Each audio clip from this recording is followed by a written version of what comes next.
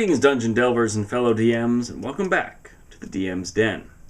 Today I'm going to share with you a character build, and then share with you how the motivations in a character build can grow and change and evolve, because no character that you make is ever going to be static. And that's important. That's something that's really awesome about tabletop games that perpetuate. You're not doing a one-shot. Your characters change and grow and expand, get stronger. But more than that, it's not just about leveling up anymore. And that's good. It's a good thing. So let's talk about Laylock. Laylock is my wizard. I say my wizard. He's the wizard that I play in a 5th edition campaign right now. He's currently 4th level. And he has a lot of desires. A lot of desires for knowledge. But first, some backstory. Laylock comes from a different plane of existence. He is essentially Arcani. But he's human. Human. In that sense. Where he comes from, magic and science is viewed as the same thing. It's all part of the same weave. He views magic, his people view magic as all these connected threads in a giant wheel of magic. So when you cast a spell, you are drawing a thread from the wheel, the great wheel. So when he talks about magical strands, he's talking about threads. He'll talk about it like that. He also speaks in a very interesting way. He's kind of British, but he speaks with a lot of these and thous. Oh, art thou a moron? He's kind of proper, but he uses words that people have never heard of, that I actually have borrowed from other languages. He uses words like siestra. Siestra is in a different language, means little sister. And he refers to one of the other characters as his siestra. But that character, that even the player, doesn't know what that word means. So it's weird. It's like, what is he saying? I don't know. Having those bonds, but not understanding what they are, is sort of this.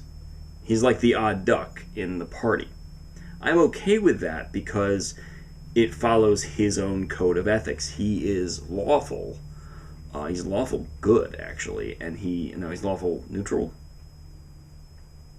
He might be changing soon. I think he started as lawful good. He's kind of become lawful neutral, but still lawful under his own code of ethics, because he comes from a race of mage knights. The idea being that you're chivalrous. They're kind of like paladins, but they're wizards.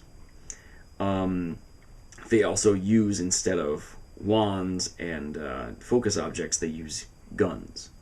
Or at least the ancient people of his race used guns. And the guns are keys to other things. But he doesn't know that.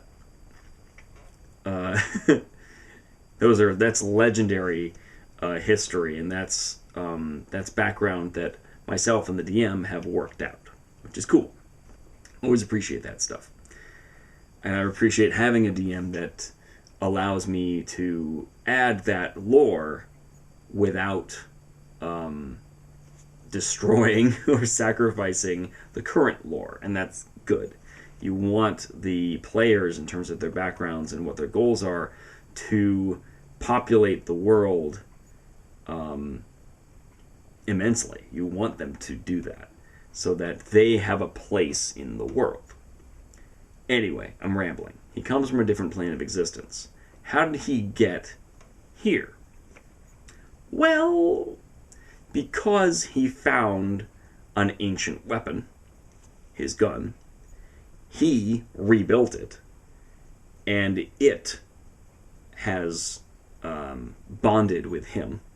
He's the only one that can activate it. When he touches it, it glows. When other people touch it, it doesn't do anything.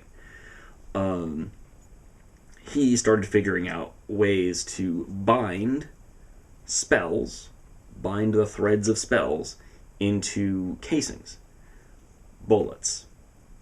And that's what he does. He creates chambers. When he memorizes his spells, he makes bullets. Which I love that idea. And any of you that are Outlaw Star fans, yeah, he has a caster gun. But it's not the same as a gun. It's flavor text. Instead of us casting like, I cast a spell, it's, I cast a spell. Different effect altogether. It comes out of the gun instead of coming out of him. At least for now. And he came across a bullet, an actual chamber that he did not make, that has a forbidden spell in it. The spell is a black hole. His brother found the chamber. And because that spell is forbidden, the penalty is death for possessing it. To save his brother, he tried to make a ritual that he does not know how to use, which is phasing. He tried to phase the chamber through a portal. Because he's not trained in this, he didn't understand what to do. It's a very powerful spell and he didn't quite execute it properly. He sent the chamber and himself into another plane. And he has not attempted to get back yet because magic works differently in this plane than it did where he came from. And this is how we're sort of understanding it, is that where he comes from, you don't have spell books. You are the spell books. He has tattoos all over his body. He's the spell book. So his tattoos are all the different threads of spells. And they interweave in some places, but because magic functions differently here, he has to relearn basically all of his spells. So the way that we talk about it, the DM and I, is that my wizard was much more powerful on his home turf. When he phased through, the laws that govern magic changed, and he has to relearn everything. He still has all the spells on him, but he has to figure out again how they function here. So sometimes, and that's what justifies when you level up and you suddenly get, boom, 2 spells that are out of nowhere, I know how to do that. It makes sense because you study. And it makes sense for my guy especially because he's always studying and observing other people using spells, using magic, and trying to figure out how that fits into his new weave. As a character concept, I really like that because it's a different line of thinking that doesn't spoil the mechanics.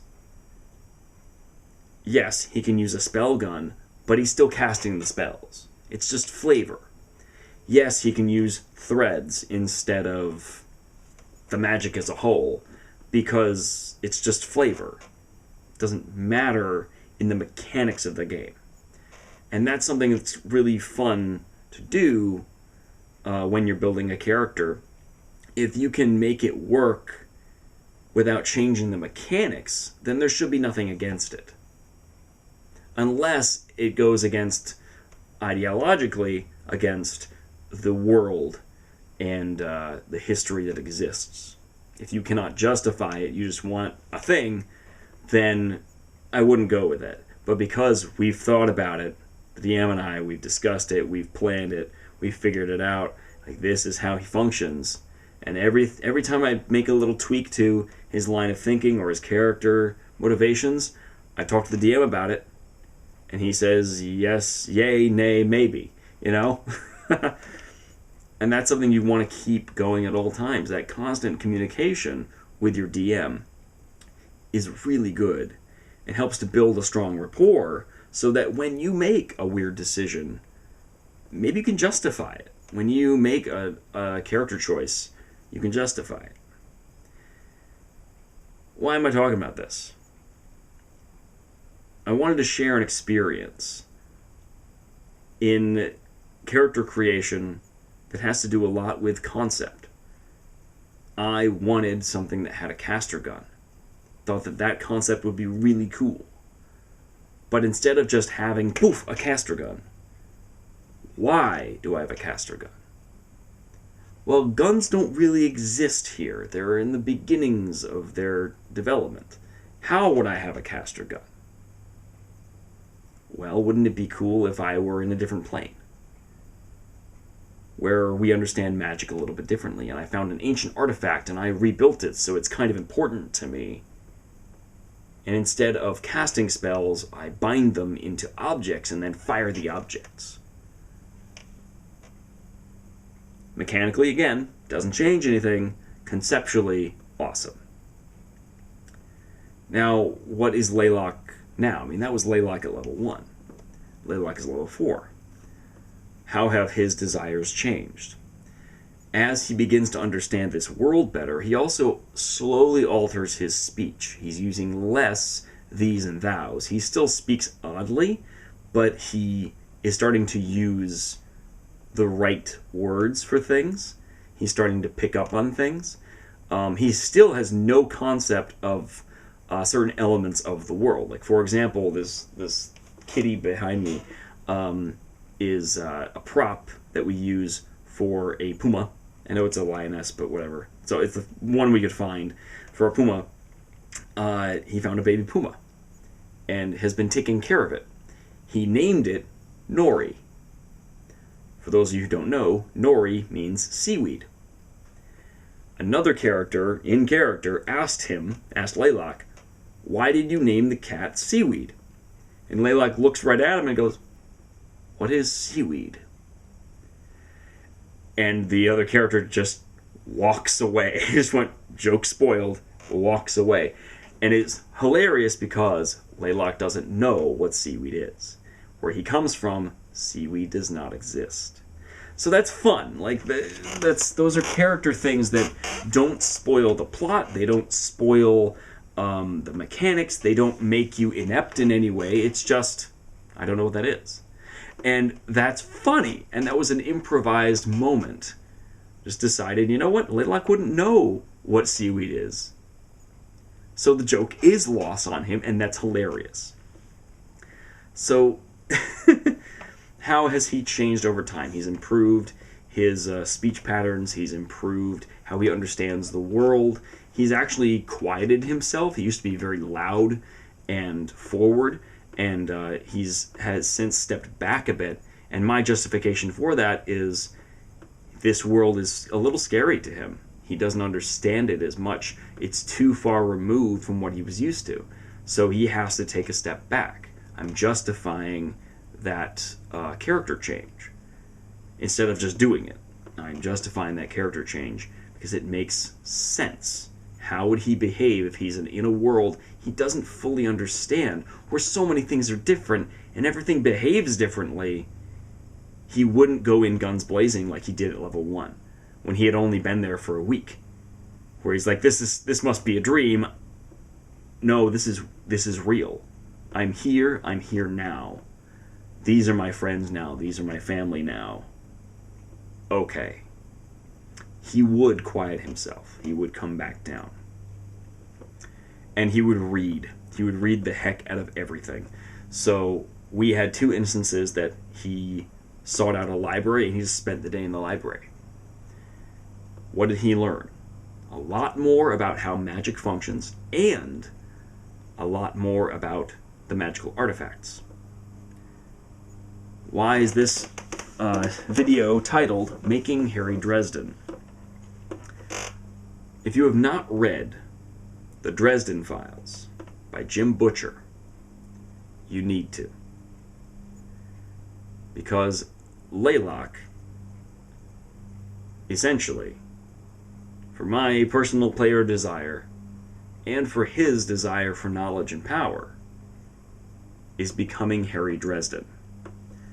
Laylock wears a duster. He wants to bind magical properties and wards into the duster.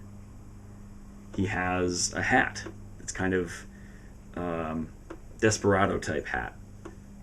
He wants to bind magic into that hat so that he can wear what he wants without having to worry about getting incinerated.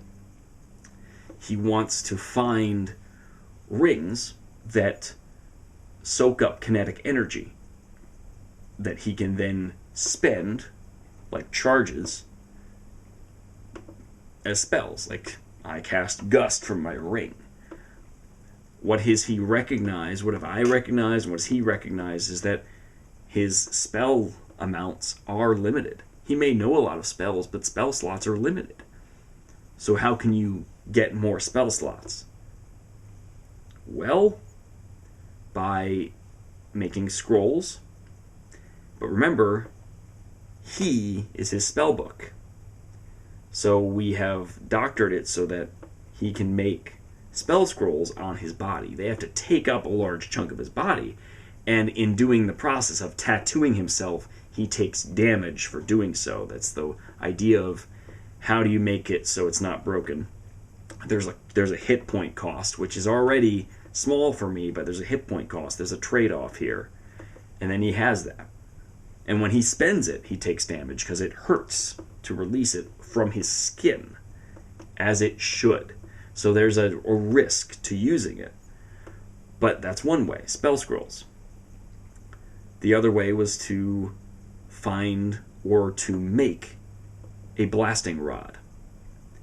What's a blasting rod? In the Dresden universe, the blasting rod is I pick up a stick and it goes boom and I fire a fireball out of it. And it's awesome. That is his blasting rod. Laylock's trying to make a blasting rod, essentially. But how do you make a blasting rod without, there's no craft magical item yet in 5th edition. So, we made up our own. Myself and the two DMs worked together and discussed it and figured out what would be the most appropriate. And how would Laylock think of this? Well, Laylock has a staff. It's a 3-sectional staff. It comes apart, and it connects itself through a chain inside. The idea is he can put it together, and each section of it can be a blasting staff, essentially. A staff of blank, and then that staff can have certain charges. How do you make charges in a staff? Well, this was one method that we were thinking of. It has to be costly. It has to take a lot of time and a lot of money to make something like this and make it functional. So, we thought the concept here is that he is inscribing, like the same way he did the spell scrolls, like on his body, he's inscribing a spell onto the rod. And when it casts, it leaves behind a little bit of singe marking, essentially. The more casts, the deeper the singe mark. You're essentially burning the spell into the artifact, into the item. And it takes 8 casts per 1 charge. Now, depending on the spell and the level that you're casting the spell at, because remember, I could take Chromatic Orb, 1st level spell, and inscribe it as a 3rd level spell, maybe not a 4th level, inscribe it as a 2nd level spell into the wood. I'd have to do that 8 times. And inscribe it, cast it, inscribe it, cast it, inscribe it, cast it. Just to inscribe it, it costs some serious money. But after 8, I've got 1 charge and it refills at dawn. It kind of soaks it up. And we had to figure out there's a cost to you recharging it. Instead of it just coming out, oh, it's dawn, you have to be there, and it soaks up the sun's energy. If you can't do that, you have to consume 1 campfire for each charge. So the idea that the staff has to get something in return in order to recharge itself. There are some items, magic items in the book that you regain 1d4 charges per day. So you roll for it. And there's a bit of that randomizer there. That is helpful. But we were all in agreement that it has to cost something. That magic is not free. And it shouldn't ever be free. If I, as the player, and Laylock, as the character, want this thing, it's going to be a lot of work. It's going to be a lot of money. It's going to be a lot of time. But all that work and money and time will pay off. So we're going to get a blasting rod.